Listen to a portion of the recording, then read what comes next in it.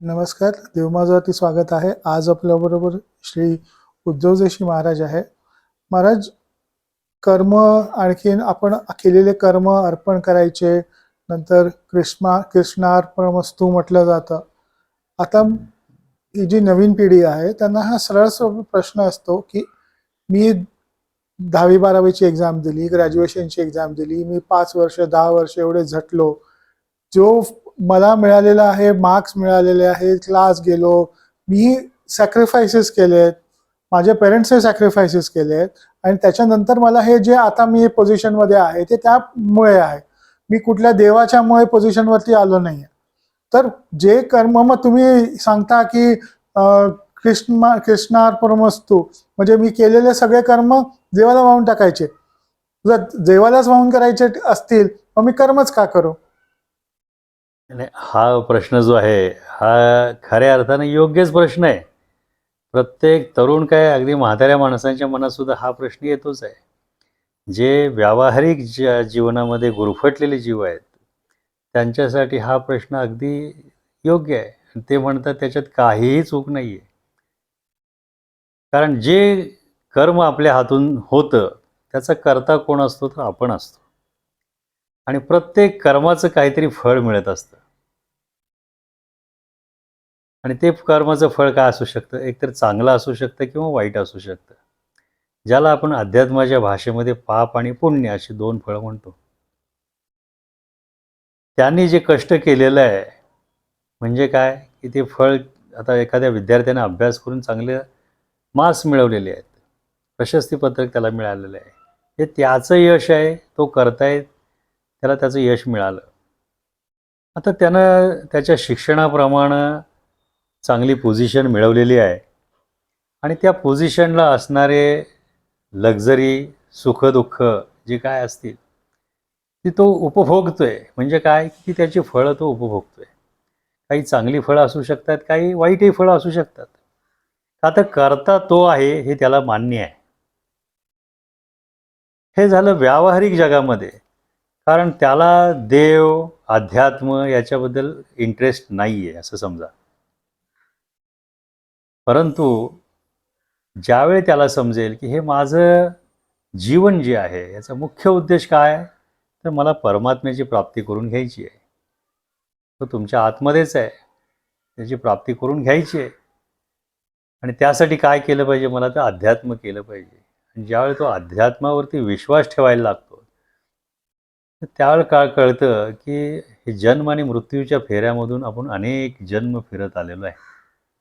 ध्यानामध्ये आजकाल past life regression वगैरे असे कोर्सेस आहेत. त्याच्यामध्ये तुम्हाला पाठीमागच्या जन्मांमध्ये घेऊन गेलं जातं. तुम्ही काय काय होता पूर्वी कळतं. तिथं काय काय गोष्टी केल्या त्याही जाणवतं. म्हणजे आता पास्ट लाईफ होती हे निश्चित आहे. मग आता हे असं किती जन्म आपण अजून घेत राहणार आहे? आणि प्रत्येक जीवनामध्ये हे जीवन जे आहे हे दुःखमय असं सांगितलेलं आहे. हे दुःखमय जीवन जर असेल तर आपल्याला सुख कधी प्राप्त होणार आहे? नाही, असं चिरंतनाचं सुख आपल्याला प्राप्त झालं पाहिजे. नाहीतर क्षणिक सुख जर प्राप्त झालं तर ते क्षणामध्ये विसर्जित होणार आहे. जसं तुम्ही एखादी गाडी विकत घेतली, तुम्हाला आनंद झाला, तुम्ही सगळ्यांना गाडी दाखवता. तुमच्या शेजाऱ्याने त्याच्यापेक्षा मोठी गाडी घेतली, झालं तुमचा आनंद काय झाला? कमी प्रतीचा झाला. विरजण लागलं सरळ. विरजण पडलं त्याच्यावरती. आता शेजाऱ्याने आपल्यापेक्षा मोठी घेतली किंवा तुम्ही एखादं घर बांधलं, तुमच्यापेक्षा तुमच्या मित्रानं मोठा बंगला बांधला, तर परत तुम्ही तुमचा आनंद तितका राहणार आहे का? म्हणजे हा आनंद जो आहे हा व्यावहारिक जीवनातला हा क्षणिक आहे. मग असा कोणता आनंद आहे की जो तुम्हाला प्राप्त झाल्यानंतर इतर कोणत्याही आनंदाची गरज भासत नाही? तर विचार करा. संत तुकाराम महाराज होते, इतर संत होते, यांच्याकडे काय बघितलं तर घरामध्ये 18 विश्व दारिद्र्य तुम्हाला बघायला मिळेल. परंतु त्यांच्या झोपडीमध्ये सुद्धा राजे लोक यायचे तिथं. शिवाजी राजे यायचे, आणखी कोणी मोठे मोठे अधिकारी यायचे त्यावेळेचे. हे कशासाठी यायचे? कारण त्यांच्यापाशी जे सुख होतं ते इतरांच्यापाशी नव्हतं. एवढे मोठे मोठे राजे होते, त्यांच्यापाशी पण तो आनंद नव्हता, परंतु यांच्यापाशी होता तो. त्यामुळं खरा जो सच्चित आनंद आहे हा त्यांना प्राप्त झालेला होता. आणि तो आनंद जेव्हा प्राप्त होतो त्यावेळी बाकीचे आनंद जे आहेत हे नगण्य वाटायला लागतात. त्याच्यामध्ये कोणताही इंटरेस्ट वाटायला लागत नाही. तसं हे तरुण जे आहेत आज त्यांना असं आहे की हे भौतिक सुखामध्ये गुरफटलेले आहेत. त्यांना माहिती नाही आहे की आपल्याला असे किती जन्म घ्यावे लागणार आहेत. आणि आपल्याला या जर जन्ममृत्यूच्या फेऱ्यातून चुकायचं असेल तर काय केलं पाहिजे? आपल्याला अध्यात्म केलं पाहिजे. आणि अध्यात्म करताना काय आहे की तुम्हाला पाप आणि पुण्य हे गोष्टीची बेरीज यायला पाहिजे. हे कळायला पाहिजे की पाप केल्यानं काय होतं आणि पुण्य केल्यानं काय होतं.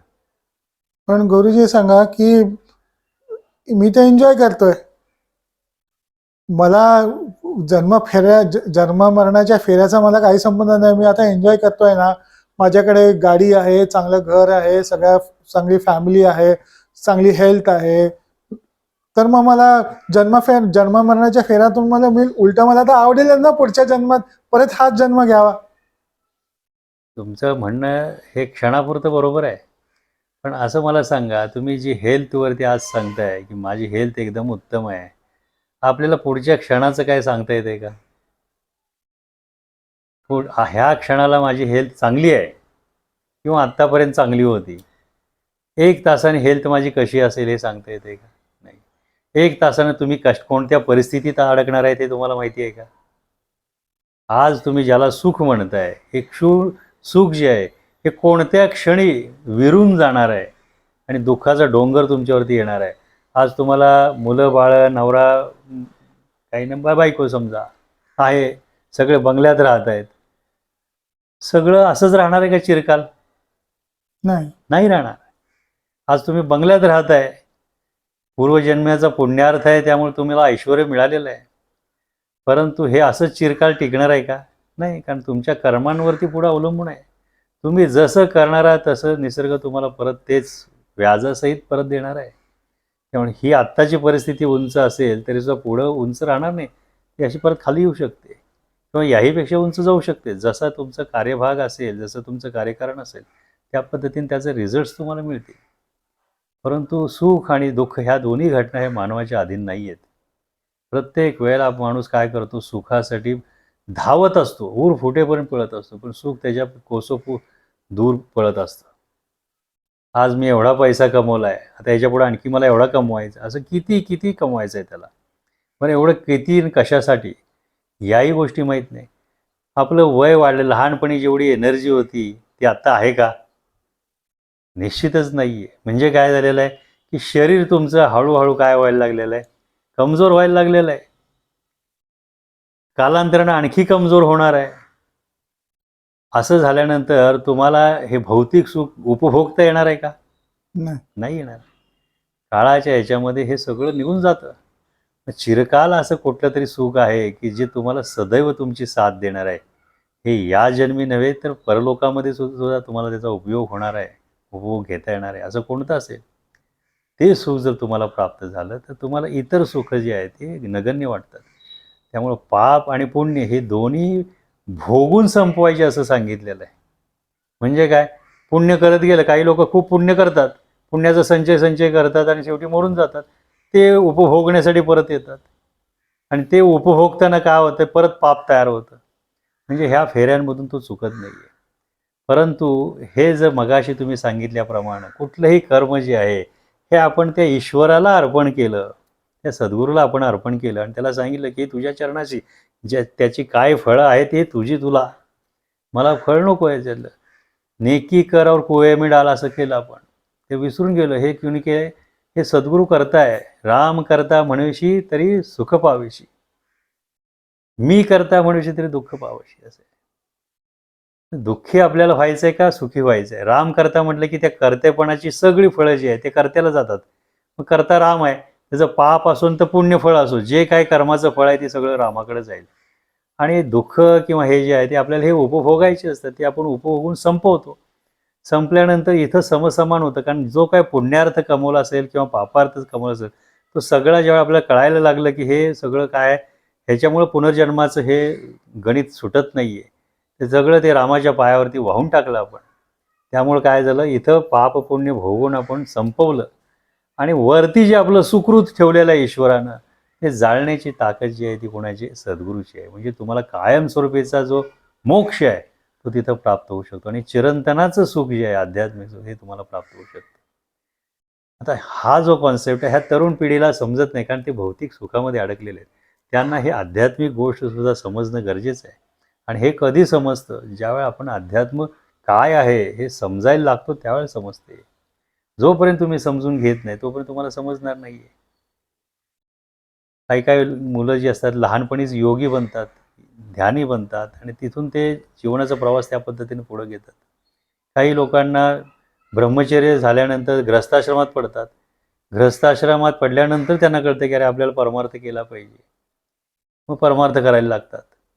परंतु शेवटचं क्षण काय आहे? तर ते शेवटी आपल्याला प्रत्येकाला काय करायचं आहे? हे पृथ्वी जी आहे, मृत्यूलोक आहे, हा सोडून आपल्याला जायचं आहे. आणि त्यामुळे जाताना आपण समसमान असलो तर कायमचं मुक्त होणार आहे. अन्यथा काय होणार आहे? नेहमी आपल्याला पुनरपि जननम पुनरपि मरणम असं करावं लागणार आहे. आणि ते सगळं सोडण्यासाठी त्याच्यातून आपण मुक्त व्हावं असं आपलं जर वाटत असेल तर ती मुक्ती किती वेळात मिळते? तर क्षणामध्ये मिळते असं सांगितलेलं आहे. दर्शन हेळा मात्र तयावरी मुक्ती, एवढे कमी वेळ लागतो त्याला. त्यासाठी देवाची ये द्वारी उभा क्षणभर, रोज देवाच्या दारामध्ये क्षणभर उभा राहिला तर तेने चारी मुक्ती साधिल्या. सलोकता, समीपता, स्वरूपता आणि सायुज्यता हे 4 मुक्ती ज्या आहेत ह्या साध्य होतात. कशामुळं? त्या देवाच्या दारात उभं राहिल्यामुळं, त्या देवाचं दर्शन झाल्यामुळं. दर्शने दोष नासते असं सांगितले. सगळे दोष जे आपले आहेत हे त्या दर्शनानं नाश होतात. ते कोणतं दर्शन आहे? तर अंतरात्मा, रामरूपी अंतरात्मा, दर्शने दोष नासते. अंतरात्मा कोण आहे?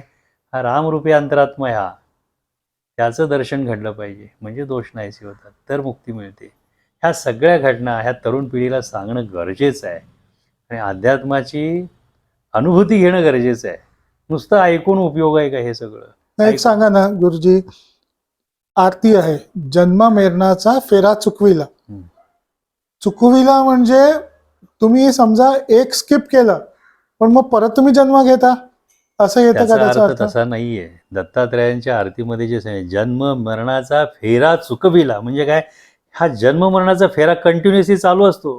पुनरपि जननम पुनरपि मरण, कारण जे तुम्ही कराल त्याच्यामधून तुम्हाला काहीतरी फळं प्राप्त होणार आणि ते उपभोगण्यासाठी परत जन्माला या. वासनेच्या संगे पुन्हा जन्म येणे, का ते भूत होऊन तेथेच ठेवणे असं सांगितलं. जी वासना असेल त्याप्रमाणे तुम्हाला पुढचा जन्म प्राप्त होत असतो. हे सगळं भोगणं जे आहे हे थांबलं पाहिजे कुठेतरी आणि ते थांबवायचं सामर्थ्य कोणाचं आहे? तर सद्गुरूचं आहे, ते दत्तात्रेयांचं आहे. तो कायमस्वरूपीचा फेरा थांबतो आणि दत्तचरणी तो लीन होतो. पण मला सांगा, सगळा फेरा चुकविला त्याच्यानंतर काय होतं? तो ईश्वरच होऊन राहतो ना. जसं सागरामध्ये इतर नद्या जाऊन मिळतात, सागरात मिळाल्यानंतर तुम्हाला त्या नदीचं पाणी, एक मला कृष्णा नदीचं पाणी काढून द्या, मला कोयनेचं काढून द्या किंवा मला गंगेचं पाणी तांब्याभर काढून द्या, शक्य आहे का ते? त्या पाण्याला आपण सागराचं पाणी म्हणतो. तसं नदीचं अस्तित्व कुठंपर्यंत राहतं? जोपर्यंत ती समुद्राला मिळत नाही.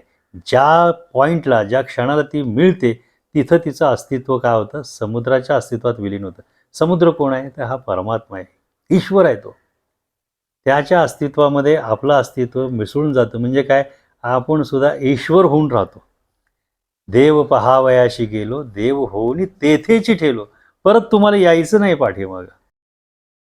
गुरुजी, खूप छान एक्सप्लेनेशन तुम्ही आम्हाला दिलं आज. खूप खूप धन्यवाद. धन्यवाद. जय जय रघुवीर समर्थ.